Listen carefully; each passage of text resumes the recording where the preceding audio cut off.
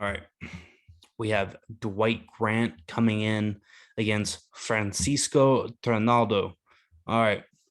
Dwight Grant coming off a win. He's sitting at 11-3. The body snatcher coming in at 37, and he is 170 pounds. Of course, that would be the welterweight division.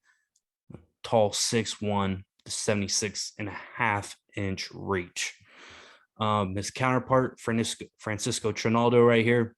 He's coming at 26-8, a seasoned vet of the octagon, coming off a loss versus Muslim Salihakovov. I butchered that. No worries. He's coming at 43 years old, so he's been around the block. 5'9" with a 70-inch reach, obviously a height and reach disadvantage for Francisco. But if you're still 43 years old, sitting in the UFC and fighting, you got something. They're not going to keep you around and, let you collect Social Security. You know what I'm saying? No, man, I agree. I couldn't agree more. What they say is you have to be afraid of an old man who's still alive in a game where men die young.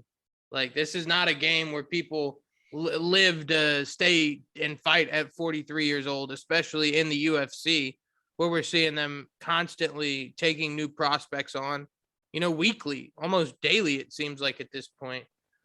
But the crazy part for me is that y'all know I don't like to pick the geriatrics. I don't like to pick the guys that look like their grandpa walking into the ring, but as every single time we've probably picked Francisco Trinaldo 3 times now since we started the calf pick experience.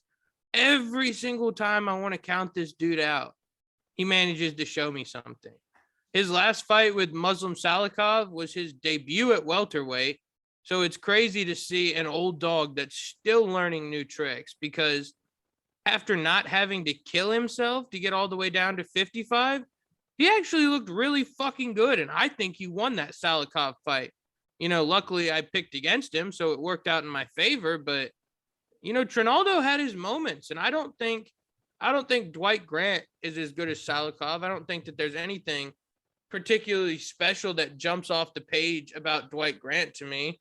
I think he's apt on the feet. I think he's very, solid. I think you could say he's well-rounded, but Trinaldo's a beast, man. He can strike, and he's powerful on the ground. He's got a good ground game, and unless you match him up with a guy like Stalikov, who has an equally dominating ground game, I find it hard to see him losing a fight on the ground. I think Trinaldo is going to have the power advantage. I think he has, even if only slight, an advantage on the feet and an advantage on the ground. So I think Trinaldo is going to get this one done with some Brazilian jiu-jitsu. I think he's going to slide a choke in, but I give it round 3. I think he gets this one done before the buzzer.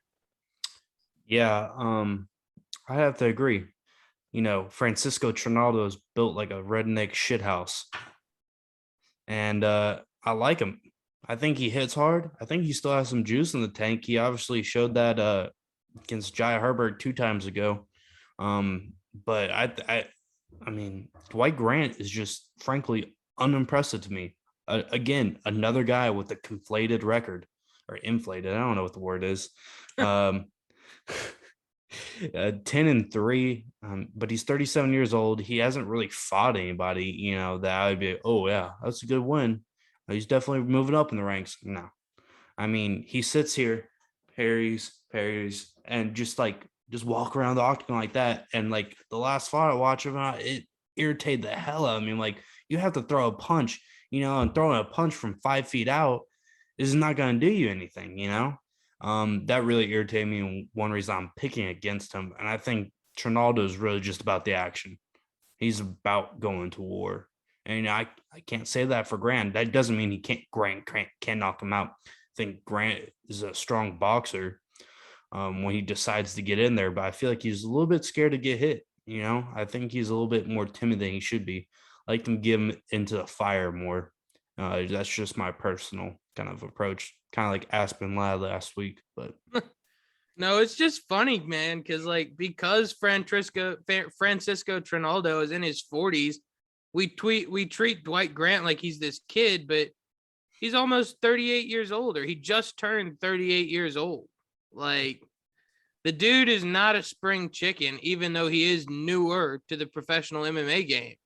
And then you look at his record, and the only guy with any merit, besides for maybe a washed up Alan Juban, but the only guy with any merit he's fought is Daniel Rodriguez, and D-Rod knocked him out in half a round, less than half a round in 2020. So, And he couldn't even put D-Rod out. I mean, he hit D-Rod with everything he had and still didn't put him out. no, I think, like you said, he's been very timid. And because he's probably going to have the bigger presence, the bigger frame going into this fight, I see the exact same thing happening where he tries to walk Trinaldo down, get his back up against the cage, and then swarm him there. But if you're even the slightest bit crafty with your strategy and even the slightest bit quick, that's not something that works in the UFC. So I don't imagine a different result for Dwight Grant on Saturday night. I think we're both pretty emphatic. We're going with the 43-year-old still doing it in the octagon. Let's get on to some odds.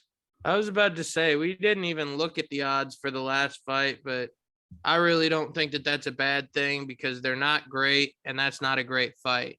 Here, my friends, we have a chance to make a little bit of money. All right. Dwight Grant coming in with plus money as the underdog at the best you can get him as that plus 110. Trinaldo is coming in as the minus 125 favorite. Is I gonna let you bang this off first? What do you think? I mean, money line being at minus 125, I think that's a great value pick for Trinaldo. I think kind of scares me because I don't remember the last time that he was, a pretty, not even substantial, but a definitive favorite going into a fight. So I guess that gives me some reason to be nervous, but I like the fight doesn't go to decision at plus 110. I think that's your chance to get some plus money. I'm not even going to try to touch an over under on the rounds right now just because, this thing very well could go to decision. Vegas has it at minus 140 to go to decision. I'm thinking it goes to decision. I'm almost positive this goes to decision, man. Yeah, I don't see Grant getting a TKO, like I said, and I probably don't imagine Trinaldo is going to get one either, unless it's on a counter punch that just connects square across the chin because Grant's being too aggressive. But Trinaldo by submission at plus 1,000. That's what obviously it's at plus 1,000 for a reason. Obviously it's not just up there so they can give away free money. But if you're really looking to snipe something here, those are great odds on something I see being a very realistic possibility for this fight. Yeah, no, by no means is it a lock, but good Lord. I mean, I think if anything happens, I mean, the worst possible outcome, Trinaldo hits him with something, stuns him. He goes down to the ground, sinks in the rear naked. But, you don't know. It's hard to kind of guess these things, but plus 1,000, if you're looking for some plus money and just kind of put a little bit here, a little bit there, try to get a good return, then that's something to definitely look at. I mean, even worst case scenario, if you side with Gage and you're like, well, this one's definitely going to go to a decision because Grant can't scrap and Trinaldo's a grandpa, but Trinaldo wins by decision is at plus 230 right now. I feel like that's a very solid bet, especially if you're just going to take the money line. At this point, I think it's fair to say that there's probably not definitely, but probably not going to be a knockout. So at that point, you have plus 1,000 for a submission or plus 230 for a decision. So you can go down and get your plus money. You just have to work for it. Yeah, absolutely.